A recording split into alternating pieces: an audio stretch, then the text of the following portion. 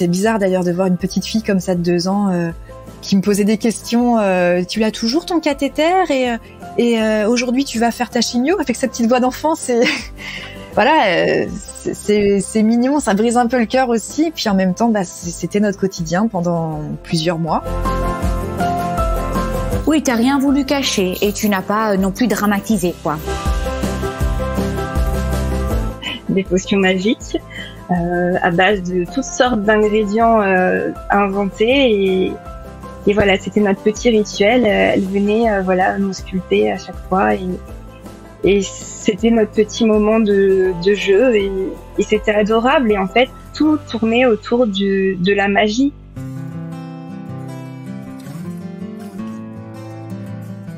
Nous naissons princesses et nous devenons guerrières. Fermez les yeux. Ça vous parle ?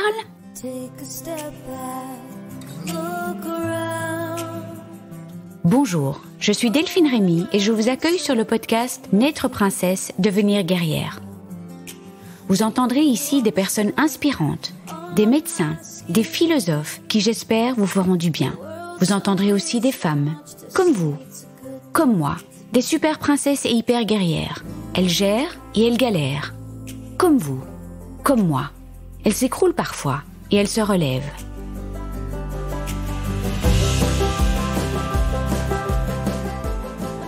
C'est une intro un peu particulière parce que je vais commencer par vous faire écouter 30 secondes d'une pure merveille qui m'a touchée en plein cœur.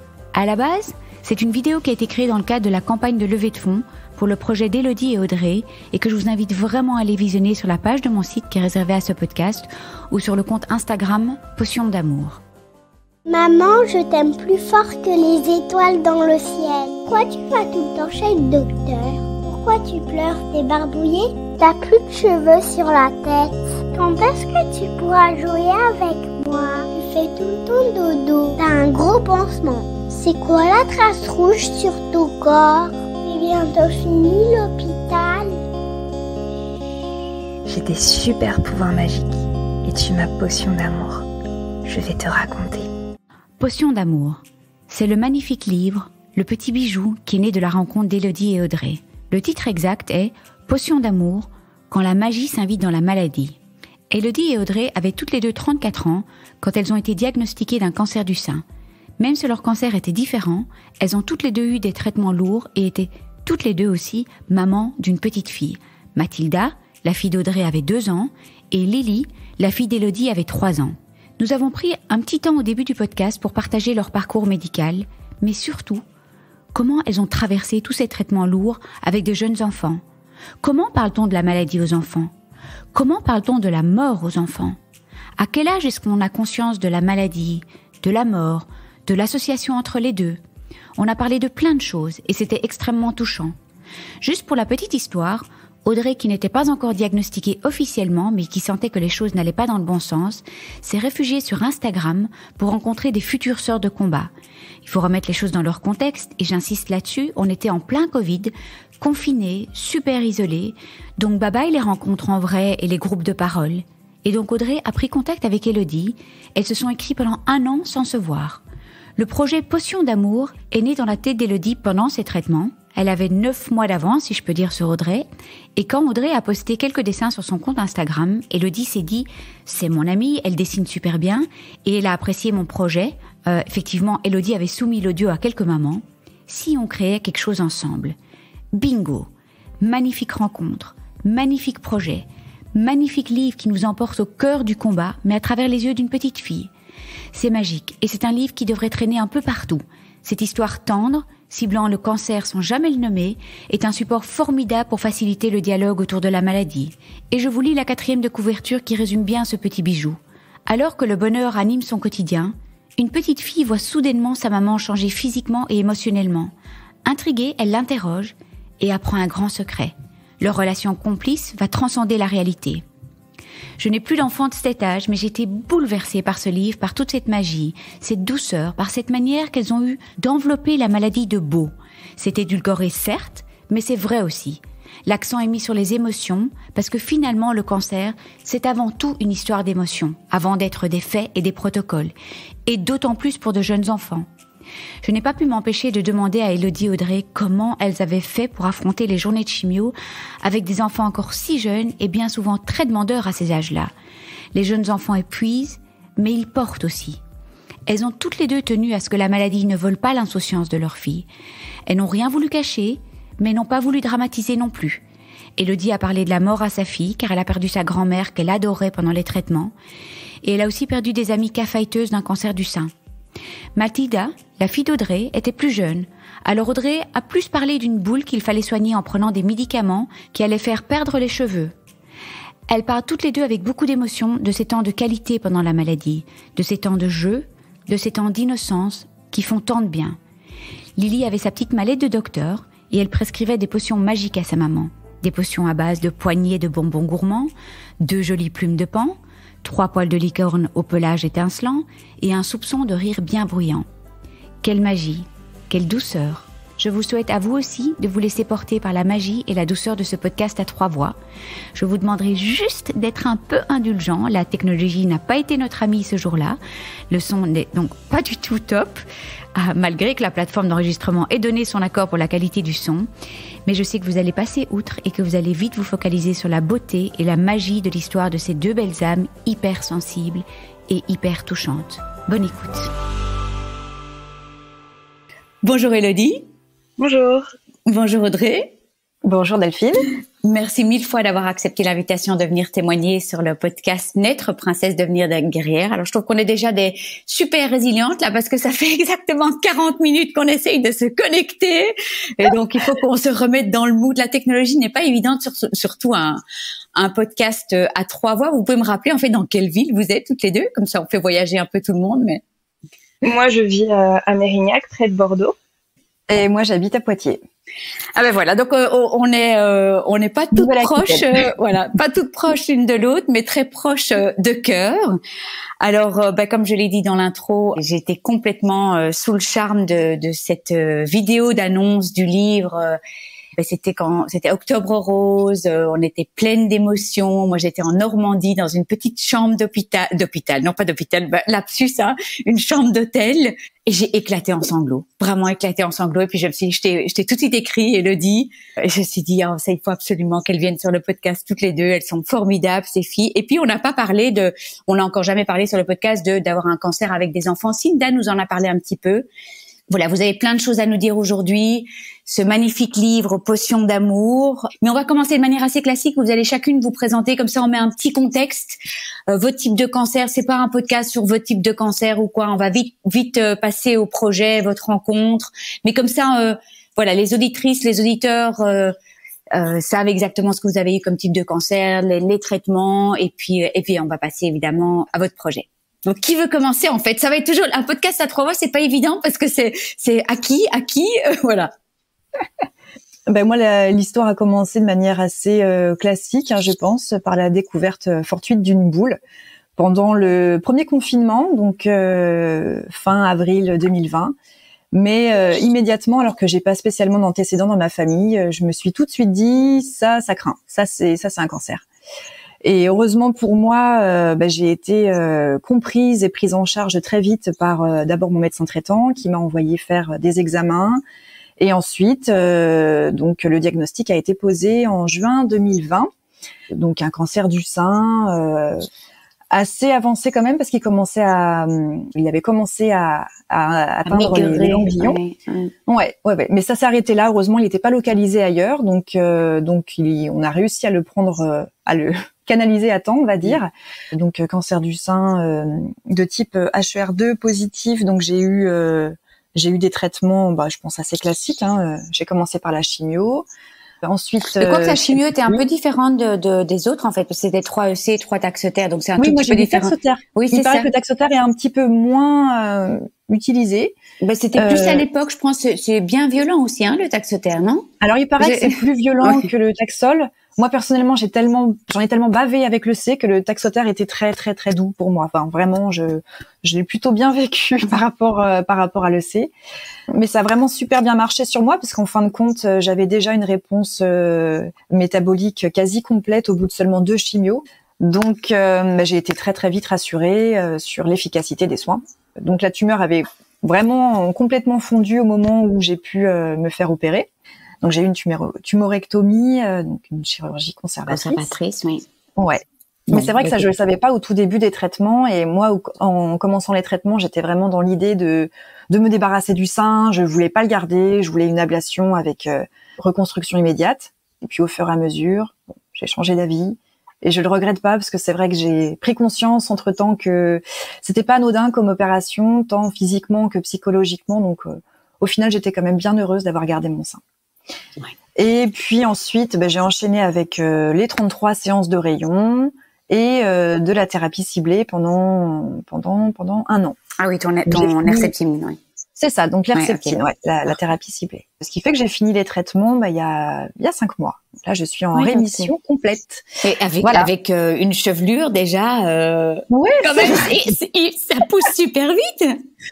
Ça pousse plutôt bien, mais c'est surtout inattendu parce que j'avais pas du tout ces cheveux-là avant. Donc pas du tout bouclés avant. Ah, pas du tout. Non, j'avais les cheveux très fins, très raides, très plats. Et puis là, ça pousse dans tous les sens. Donc, écoute, c'est aussi une bonne petite surprise, hein, oui. Ah, ça me va, je suis contente. Alors, à toi, Élodie. Alors, de mon côté, j'ai été diagnostiquée d'un cancer du sein triple négatif, grade 3, stade 3, le 16 septembre 2019.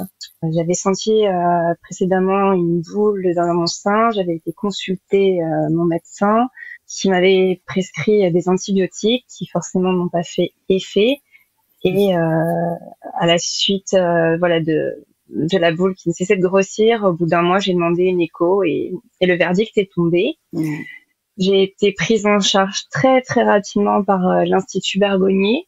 Et j'ai tout de suite fait la demande lors du comité sein d'avoir recours à une mastectomie avec reconstruction immédiate, ce qui n'était pas forcément ce qui m'était proposé au départ, à savoir que normalement on m'avait proposé de commencer par la chimiothérapie.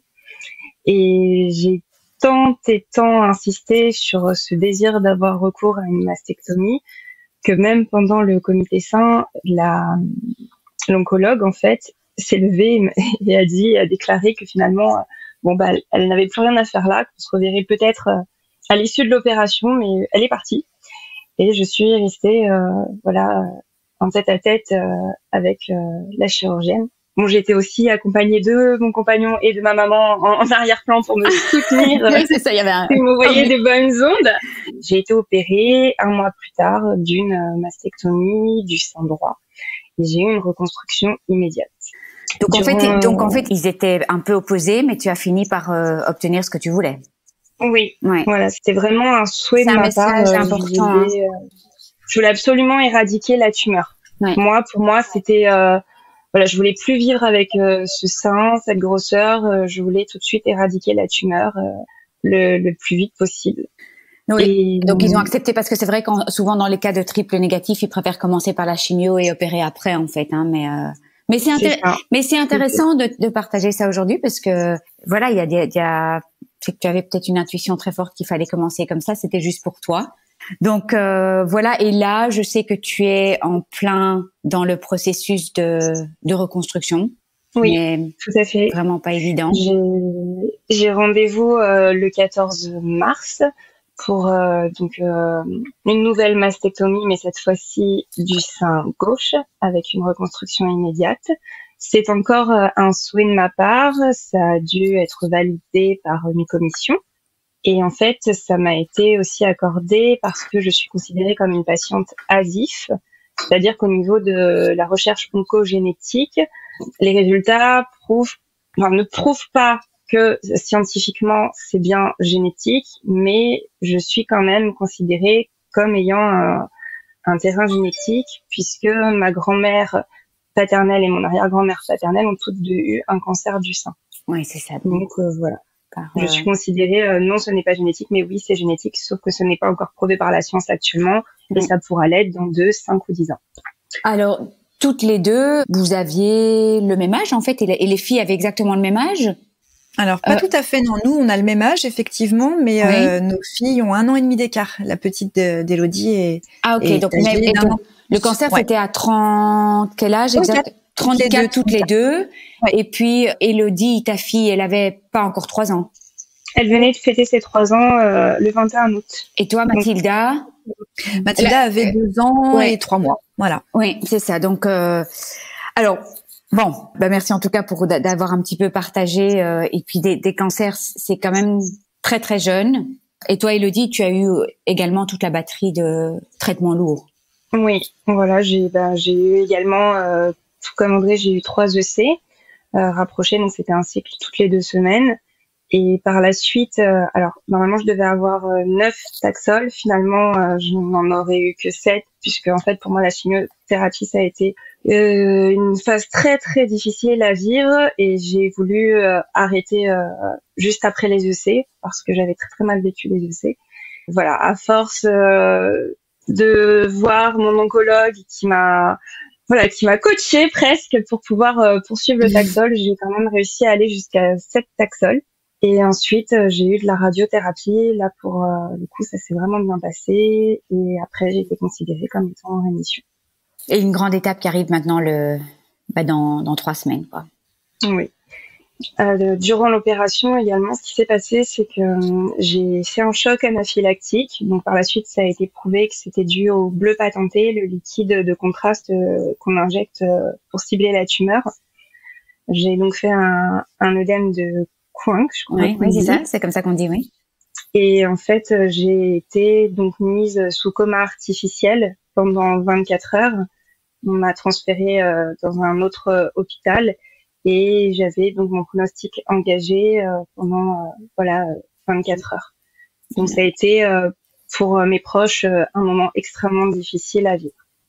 Et pour toi maintenant, parce que tu as toute cette mémoire du corps. Sur l'instant, en fait, quand je me suis réveillée à l'hôpital, j'étais complètement sonnée et j'avais vraiment pas conscience de ce qui venait d'arriver, malgré on m'a raconté oui, en fait, vous avez fait un choc anaphylactique, mais pour moi, j'étais complètement à l'ouest, et j'ai entendu mon compagnon au téléphone qui m'a dit il était super soulagé, il avait la gorge nouée, et il m'a dit Élodie, c'est bon, on t'a opéré et t'as eu la reconstruction comme on te l'avait demandé. Et moi, j'étais complètement sonnée, mais je me souviens avoir tiré juste sur ma blouse et avoir regardé le sein reconstruit, et c'était tout ce qui m'importait. La tumeur était partie, le sein était reconstruit, et sur l'instant T, j'ai plutôt très bien vécu en dépit du gros contexte. Et finalement, c'est maintenant, plus de 2 ans après, que les séquelles traumatiques commencent un peu à se manifester. Et j'imagine à l'approche de l'opération aussi, évidemment, parce que mais de toute façon, tu vas plus avoir ce liquide de contraste dans ton corps. Non. Il y aura plus. Bien sûr. Oui, mais bon, il y a toute la mémoire de.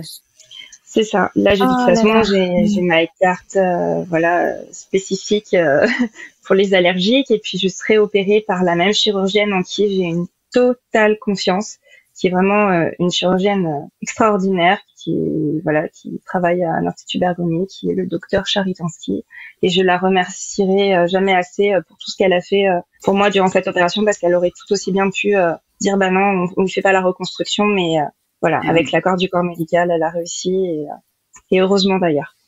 Oh. C'est dur, hein, et c'est dur. Hier, je me disais, mais c'est fou comme oui, on est programmé à fuir le danger, donc c'est malheureusement les traumas qui reviennent plus facilement que les papillons dans le ventre. On aimerait bien avoir des papillons dans le ventre qui reviennent de tous les événements extrêmement joyeux.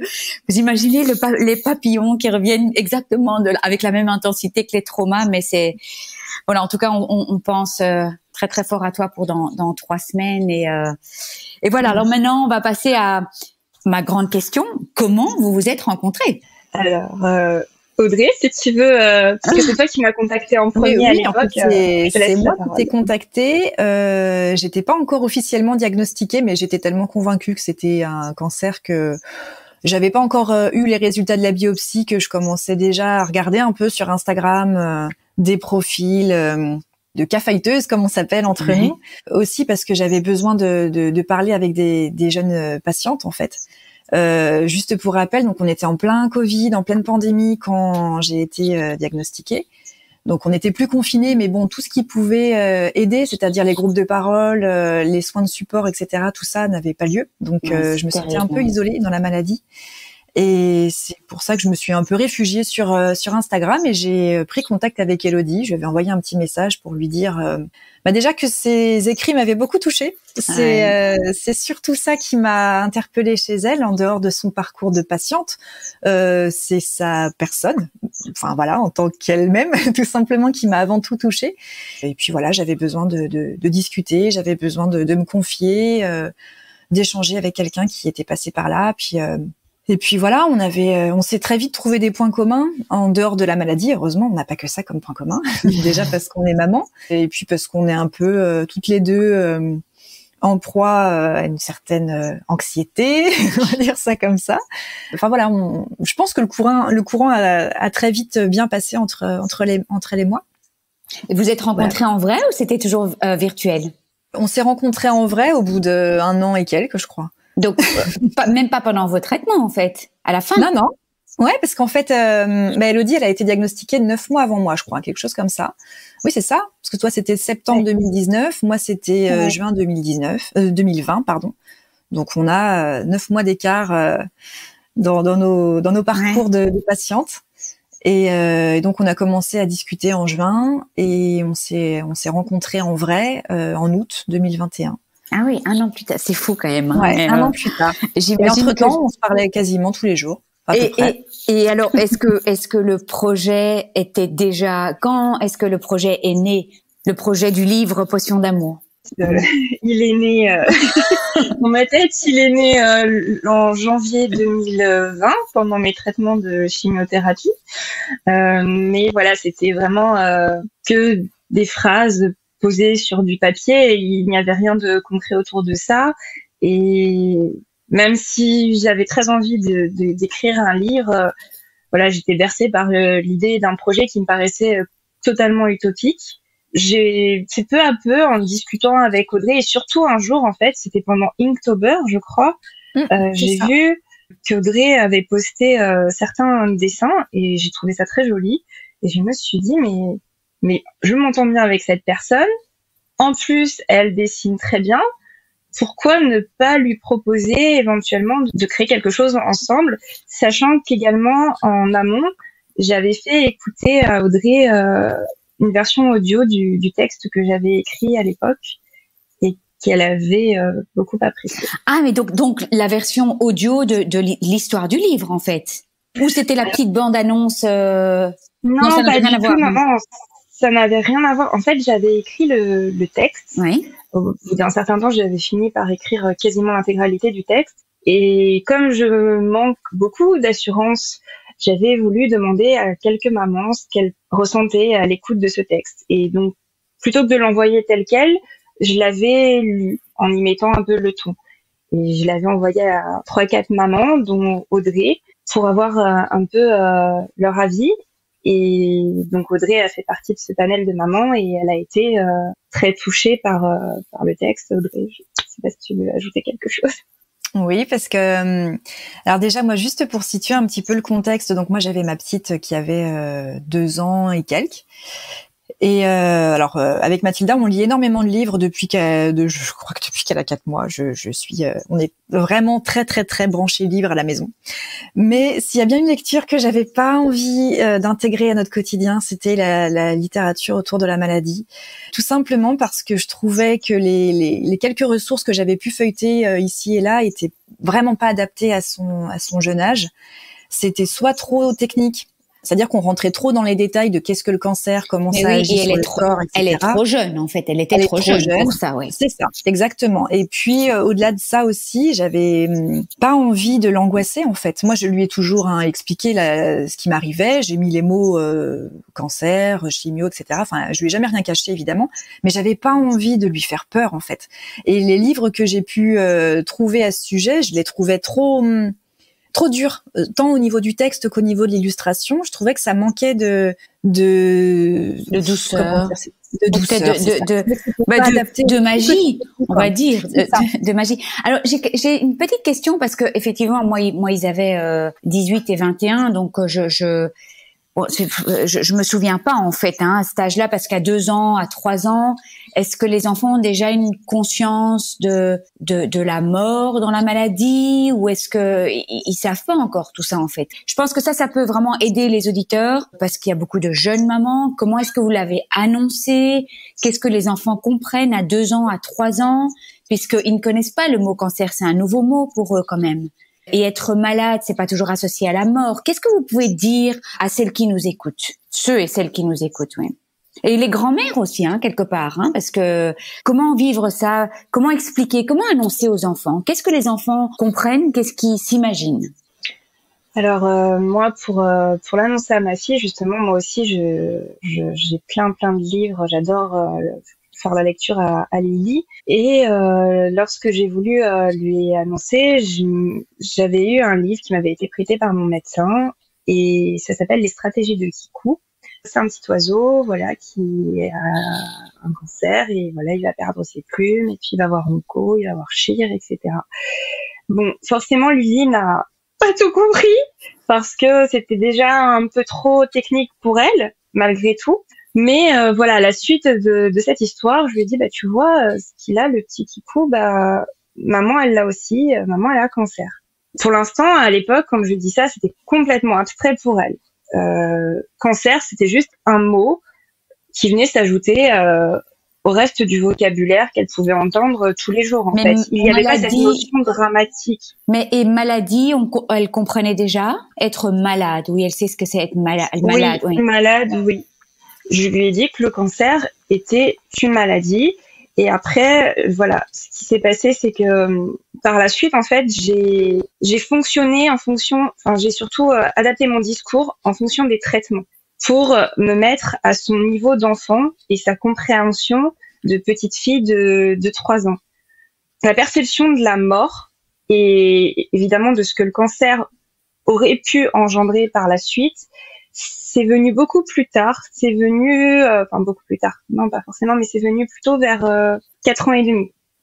Elle a vraiment pris conscience de ce qu'était la mort. Et puis, de toute façon, je pense que c'est un âge aussi, voilà, auquel on se pose pas mal de questions par rapport à la mort. Qu'est-ce que c'est? On prend conscience un peu de la vie, de la mort, de ce cycle. Et donc, c'est à partir de là qu'elle a commencé à se poser quelques questions et à me demander également, est-ce que je vais avoir cancer? Est-ce que je peux avoir cancer? Est-ce que j'aurai cancer quand je serai grande? Est-ce que tu as failli mourir? Est-ce que je peux mourir de cancer? Voilà. Oui, mais ça, c'est donc il y a eu un moment donné, et tu sais comment c'est arrivé en fait, ou est-ce que c'est en parlant à l'école, ou j'imagine qu'il commence à parler de la notion de la mort et tout ça, et association maladie-mort, oui, on ne sait pas d'où c'est venu, mais en fait l'enfant le fait quand même assez vite. Voilà, et puis je lui ai rien caché. Ce qui s'est passé aussi, c'est que pendant mes traitements de chimiothérapie, j'ai perdu ma grand-mère en février 2020. Ah. Et forcément, je l'ai extrêmement mal vécu, puisqu'en fait, je devais la revoir à l'issue de ma chimiothérapie et je n'aurais jamais eu ce temps-là. Et je l'ai très mal vécu. Et c'était la première fois que un membre de la famille décédait depuis que Lily était née, et forcément, on lui a expliqué, on lui a dit ce qu'était la mort, en fait, même si ça semblait encore assez abstrait pour elle, mais petit à petit, ça a fait son chemin. Et puis, c'est arrivé aussi, malheureusement, que, dans la communauté, je perde aussi des amis, des sœurs de combat qui étaient devenues des amis, et je m'effondrais parce que c'est normal, et plutôt que de dire, maman pleure, mais voilà, juste maman pleure parce qu'elle a du chagrin, finalement, des fois, c'est arrivé que je dise maman pleure parce que, il y a une amie qui est morte, en fait. Et puis, elle a compris, et finalement, alors, ça peut paraître très dur, mais c'est vrai que quelque part, elle a conscience maintenant, oui, de la vie, de la mort, et puis elle me pose des questions, puis plus tard qu'il y a quelques semaines, elle m'a dit, plus tard, quand je serai grande, je me ferai enlever mes 2 tétés. Parce que, mais mine de rien, quelque part, je me dis, et ça, c'est mon avis, que je préfère la préparer aussi psychologiquement à ce qu'elle va peut-être ou peut-être pas vivre quand elle va grandir, mais tout ce qui est certain, c'est que quand elle va grandir, elle va être encadrée par le corps médical, elle va être suivie, ça c'est une certitude. Et plutôt que ça déboule d'un coup dans une bonne dizaine d'années, qu'elle se retrouve mise au pied du mur, je parle juste par rapport à l'encadrement médical, qu'est-ce que le cancer, etc. j'aurais un peu travaillé ce terrain en amont. Mais encore une fois, ça c'est ma façon de faire et d'agir. Oui, t'as rien voulu cacher et tu n'as pas non plus dramatisé, quoi. Tu as dit les choses telles qu'elles sont. C'est vrai que Et toi, Audrey, comment tu l'as annoncé? Parce que toi, elle était plus petite encore, donc c'est vraiment, oui. Ouais, c'est ça. Donc, alors déjà, dans son vocabulaire, le mot maladie commençait un peu déjà à apparaître parce qu'on était dans un contexte Covid. Donc, c'était déjà un peu anxiogène en dehors de la maison, disons. Et moi, comment je lui ai annoncé? Alors, j'ai mis le mot cancer, hein, évidemment, parce que de toute façon, je ne me voyais pas appeler ça autrement. Mais j'ai surtout parlé d'une boule. Je lui ai expliqué, maman a une boule dans le sein, mais on va l'enlever et pour l'enlever, il va falloir que je prenne des médicaments très très forts qui vont me faire perdre les cheveux. J'ai surtout insisté sur les cheveux parce que c'est ce qui se voit le plus et j'avais peur que ça lui fasse peur. Donc j'avais commencé par la préparer à la chute des cheveux. Et puis finalement, ça s'est très très bien passé. En tout cas pour elle, je l'ai pas du tout sentie perturbée. On en parlait assez librement. Elle savait que quand j'ai eu la chambre implantable, elle était très très saillante en fait. Elle ressortait vraiment beaucoup. D'ailleurs, je l'ai pas gardée très longtemps parce que je la supportais pas. Et on la voyait vraiment bien en transparence. Donc quand je la prenais dans mes bras, je lui disais attention à mon pack. Oui. Et elle me le disait. C'était bizarre d'ailleurs de voir une petite fille comme ça de 2 ans qui me posait des questions. Tu l'as toujours ton cathéter et aujourd'hui tu vas faire ta chimio avec sa petite voix d'enfant. C'est mignon, ça brise un peu le cœur aussi. Puis en même temps, c'était notre quotidien pendant plusieurs mois. Donc, moi j'ai une question un petit peu parce que on entend quand même souvent les femmes qui disent mes enfants m'ont porté. Mais j'ai aussi lu et c'est une femme qui m'a écrit qui avait 3 enfants, 7, 5 et 2, qui a écrit un magnifique poème disant que ses enfants l'ont porté, mais aussi que ça a été épuisant par moments, mais épuisant. Et ça doit être en fait, est-ce qu'il y a un peu un mélange des deux? En fait, les enfants nous portent, mais les petits-enfants, on sait à quel point on est complètement amputé de sa liberté quand on a des jeunes enfants. Mais en plus, quand on est malade de chimio et qu'on a juste envie de rester dans son pieu toute la journée, comment on fait? Comment vous avez fait? Et quel est le conseil que vous pouvez donner? Parce que quand on est quand même solidement malade avec c'est tout. Et comment vous avez géré ça? C'est exactement ce que tu décris, hein. Je pense, Élodie, tu vas t'y retrouver aussi quand tu dis, Delphine, que les enfants nous portent et en même temps nous épuisent, parce que c'est complètement ça, hein, clairement. Moi, personnellement, le conseil que je donnerais, c'est autant que possible, si on a des proches, que ce soit famille ou amis qui peuvent nous aider, vraiment déléguer autant que possible. Dans les moments surtout quand on rentre de l'hôpital après une chimio, qu'on passe 4 jours au lit, qu'on n'a pas la force physique de ne serait-ce que de parler. Donc pour raconter les histoires, c'est compliqué. Pour se nourrir soi-même, c'est compliqué. Donc on n'arrive pas à prendre soin de soi. Alors on peut difficilement prendre soin de quelqu'un d'autre. Donc dans ces moments-là, autant que possible, vraiment. Moi, c'est ce que j'ai fait après les chimios. Toutes les 3 semaines, on s'organisait avec ma famille, avec mes parents, mes sœurs, pour que Mathilda aille chez eux, en fait, à ce moment-là. Comme ça, moi, j'étais à la maison et je pouvais décuver tranquille. Ah oui, c'est ça. Hein.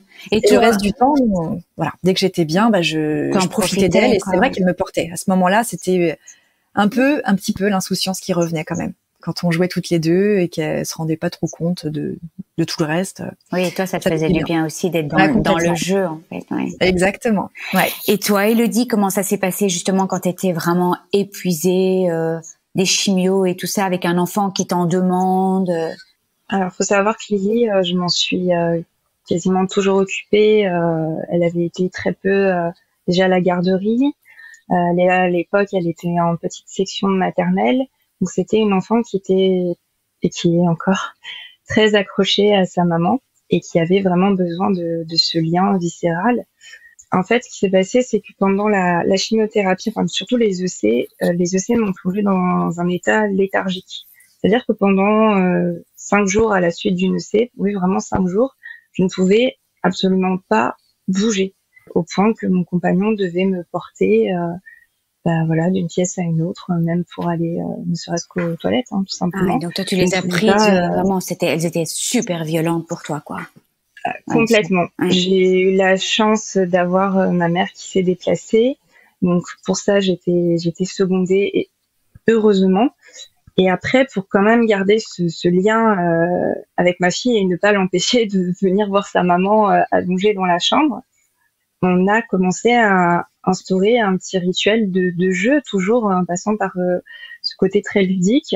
Elle avait déjà sa petite mallette de docteur et elle venait avec tout son petit attirail et voilà, elle m'auscultait tout simplement. Elle m'auscultait et ensuite elle me prescrivait des potions, des potions magiques à base de toutes sortes d'ingrédients inventés et voilà, c'était notre petit rituel. Elle venait voilà m'ausculter à chaque fois et c'était notre petit moment de jeu et c'était adorable. Et en fait, tout tournait autour de la magie. Je tiens vraiment à préciser qu'en dépit de ce discours très franc que j'ai eu avec ma fille, aussi que l'histoire, bien que voilà, il y ait beaucoup de magie, c'est authentique, c'est vrai, c'est mon histoire, en tout cas avec Lily, qui est quelque part partagée par tant d'autres mamans également. Mais tout cet aspect magique, ces petites clés, ces petits instants précieux sont du vécu. Que ce soit le dessin sur le pansement, que ce soit lorsque je suis rentrée de scintigraphie où je ne pouvais pas approcher Lily à cause des produits radioactifs, tout ce qui est écrit dans le livre sont des instants de vie que j'ai eu avec ma fille. Et donc pour Lily, forcément, à travers l'histoire, c'est son histoire, donc elle s'y reconnaît. Et ce qui est très bien aussi à travers les dessins, c'est que nos filles se ressemblant à Audrey et moi, ayant quelques similitudes, notamment au niveau de la couleur de leurs cheveux, etc. Audrey a eu l'excellente idée, qui plus est, de rajouter quelques détails que seules nos filles et nous pourrons remarquer, des doudous. Des doudous. Et Audrey a fait quelque chose de merveilleux. Donc pour en tout cas Lily, c'est elle. Dans les dessins, c'est elle. C'est son histoire, c'est sa vie en fait, et elle l'accueille très très bien. Oui, et c'est très drôle effectivement. Mathilda, c'est Mathilda aussi en fait. Lily se reconnaît dans les dessins et Mathilda quand elle les voit, c'est elle aussi. Donc elles sont toutes les deux, toutes les deux blondes en fait, enfin des cheveux plutôt clairs quoi. Mais en fait oui. C'est vrai. Donc c'était assez facile pour elle de s'identifier à ce petit personnage. Oui, et puis je vois les petits doudous là aussi. Non, c'est vraiment. Qu'est-ce qui a été est-ce qu'il y a eu des moments très joyeux avec les enfants? J'allais vous demander qu'est-ce qui a été le plus dur et qu'est-ce qui a été le plus joyeux. C'est un peu une question compliquée en fait, mais du cancer avec les enfants. Pour ma part, je pourrais difficilement donner un moment clé parce que il n'y en a pas forcément eu un spécifique, mais ça a été plein de petits moments du quotidien déjà qui me faisaient oublier moi que j'étais malade et puis qui la faisaient rester enfant elle en fait. Et moi, ça a été ma victoire de me dire que ça lui volait pas son insouciance. Mathilda, elle a grandi avec ça, mais elle était petite. Donc finalement, maintenant là, elle a 4 ans. Et elle s'en rappelle pas vraiment finalement. Elle se rappelle vaguement que j'avais plus de cheveux, mais bon, elle associe pas forcément ça à la maladie. Pourtant, elle sait que de temps en temps, j'ai des moments de stress à l'approche de certains examens ou quand je me sens physiquement mal. Voilà, elle me voit pleurer de temps en temps. Elle m'entend parler de ça et moi, je veux pas lui cacher. Nous à la maison, voilà, on a cette politique d'expression des émotions. Voilà, on se dit les choses, on se parle beaucoup, on verbalise énormément. Mais malgré ça, voilà, on a réussi à garder un quotidien, je pense, assez joli. On a réussi à partir en vacances, à retrouver des petites victoires aussi pendant les traitements et surtout après, à se dire ça y est, on arrive à retrouver une vie un peu classique, un peu normale, sans constamment que tout tourne autour de la maladie. Oui. Ouais. Et toi, Élodie? Pour moi, les moments joyeux, ce serait pas vraiment, je les qualifierais pas forcément de joyeux, mais je les qualifierais de purs et de beaux. Ce sont justement les moments que j'ai voulu relater dans l'histoire du livre, à savoir justement tous ces instants précieux où Lily venait dans mon lit pour pour m'ausculter et me créer des potions magiques. Il faut savoir qu'elle continue encore à faire ça dès que sa maman tombe malade. Hein. Ça, c'est quelque chose qui va rester très longtemps, je pense. Et puis également, lorsque j'ai essayé les perruques, j'avais commandé quelques perruques. Je m'assumais très bien le crâne nu, mais de temps en temps, pour changer un peu, je mettais des perruques. Et puis elle les essayait également. Donc c'était encore un moment de partage. Ça fait partie, avec le recul, des beaux moments, des moments doux. Et c'est justement ce que j'ai voulu immortaliser dans le texte, en fait. En fait, c'est des moments d'insouciance, hein. Et c'est vrai que, oui, quand on n'a pas des jeunes enfants, peut-être on n'a pas tous ces moments très, très légers. Votre histoire me touche, vous me touchez. Je pense qu'on a un petit peu fait le tour de la question du livre. Alors, qu'est-ce qui se passe là maintenant? Comment les gens peuvent se procurer le livre? On doit attendre maintenant qu'un éditeur, parce qu'il y a eu toute la première. Vous en avez encore de stock ou pas? Si les gens veulent vous en acheter. Malheureusement, tout est à peu près réservé. Parce que... tout est réservé. Est-ce que vous acceptez un point, mais ça va être compliqué. Donc en fait, les gens doivent être patients. Est-ce que vous acceptez de me donner 2-3 petites illustrations pour que je mette sur la page du site? Bien sûr. Comme ça, voilà donc comme je dis toujours, vous allez avoir une page sur mon site Cancer je gère qui vous est réservée. C'est comme si je dis toujours, c'est comme si vous aviez une chambre dans ma maison et vous allez décorer votre chambre. Donc si vous pouvez mettre des petits dessins, des illustrations, des photos de vous, des photos des enfants, parce que bon, quand on le voit dans la communauté Instagram, il y a quand même beaucoup de mamans de jeunes enfants. Donc, je pense que vous avez aidé énormément de femmes. Je pense aussi que ça peut réellement aider les grands-mères avec les petits-enfants. Voilà, toujours la question piège, hein, mais comment est-ce que vous avez envie de clôturer ce podcast si, voilà, toutes les deux dire quelque chose? Alors moi, j'aimerais juste parler d'une expérience que j'ai vécue la semaine dernière qui est en rapport aussi avec le livre, mais c'est une façon peut-être de finir sur une touche optimiste. J'ai eu l'occasion la semaine dernière donc de présenter le livre dans le cadre d'ateliers organisés par la clinique où j'ai été opérée. Ils font des ateliers thématiques et là il y en avait un sur l'après-cancer et sur les projets qui ont pu naître dans cette phase-là justement. Donc on était 3 jeunes femmes avec chacun des projets très différents. Il y en a une qui part faire le rallye des gazelles, une autre qui a tout plaqué pour vivre de sa passion, la musique. Et puis moi qui venais avec le livre. Et on était toutes les 3 face à une dizaine de patientes juste diagnostiquées. Certaines avaient encore leurs cheveux, elles étaient tout juste en tout début de traitement. Et ça a été un moment super fort parce que, au-delà de présenter le livre qui a été très très apprécié, et j'y ai vu vraiment beaucoup d'intérêt. Effectivement, il y avait aussi des grands-mères, comme tu dis. Donc, certaines m'ont dit j'aurais bien aimé avoir un support comme ça pour pouvoir en parler à mes petits-enfants, parce que ça touche tout le monde. Et il y a énormément de gens qui peuvent malheureusement se retrouver dans ce type de support. Mais au-delà du livre, moi, ce qui m'a vraiment fait chaud au cœur, ça a été de voir qu'on donnait un petit peu d'espoir aussi à ces femmes qui étaient en tout début de traitement. Et nous, on était là toutes les 3, en forme, physiquement, moralement, et on avait envie de leur dire vraiment, il y a du joli derrière. C'est pas que de la maladie, de la peur, de la souffrance. Il y a aussi ne serait-ce que des belles rencontres. Et puis le sentiment d'avoir envie de faire quelque chose du reste de notre vie. Alors pas forcément un projet à tout prix, hein, évidemment, ne serait-ce que de se sentir vivante et d'avoir envie de continuer à vivre le plus intensément possible. Et ça, moi, ça m'a tellement fait de bien. Personnellement, ce serait vraiment là-dessus que j'aurais envie de conclure cet épisode, pour dire que vraiment, le cancer, c'est la merde. Mais après le cancer, il y a la vie. Après le cancer, il y a la vie. Ça. Ouais. Après le cancer, même pendant, d'ailleurs, on peut mettre un peu de magie dans les traitements. On peut quand même heureusement profiter de la vie pendant les traitements. On n'est pas en stand-by en fait, même si on est dans un combat et on est dans un état d'esprit particulier pendant les traitements, hein, c'est sûr. Mais malgré tout, même pendant les traitements, on peut avoir des moments, des instants volés de bonheur, que ce soit avec nos enfants, nos conjoints, nos amis, etc. Et après, il y a aussi, c'est très cliché, mais il y a aussi la lumière au bout du tunnel. Moi, j'y crois très fort. C'est très important de le rappeler. C'est ce que j'ai envie de transmettre. Mais oui, surtout à toutes celles qui démarrent. Donc, et toi, Élodie? Alors moi, il faut savoir que pendant tout l'enregistrement de ce podcast, j'ai été très émue. Donc vous n'entendrez sûrement pas les nombreuses coupures où je me mettais à bafouiller.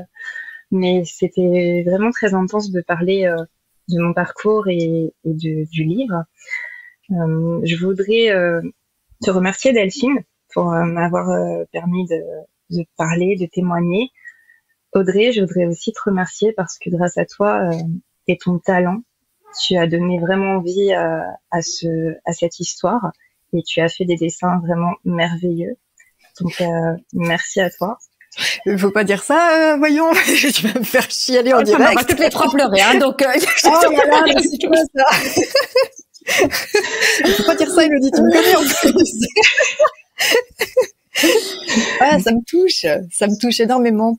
Mais, et puis je voudrais remercier également toutes ces femmes inspirantes, ces mamans, et surtout j'ai envie de dire que malgré le manque d'assurance qu'on peut avoir dans la vie, malgré tous les traumatismes qui peuvent s'enchaîner, et les crises d'anxiété et la dépression et toutes les choses qui peuvent venir se mettre sur notre route et nous empêcher d'avancer. Effectivement, comme le disait Audrey, il y a de la lumière au bout du tunnel et c'était un rêve que j'avais depuis que j'étais môme, d'écrire un livre. Vraiment, j'écrivais déjà dès l'âge de 8 ans des petites rédactions et jamais j'aurais pu croire que ce rêve deviendrait réalisable un jour et qui plus est parce que j'aurais vécu le cancer et en hommage à ma fille et c'est le plus beau cadeau qui m'a été donné de faire et quoi qu'il advienne maintenant à partir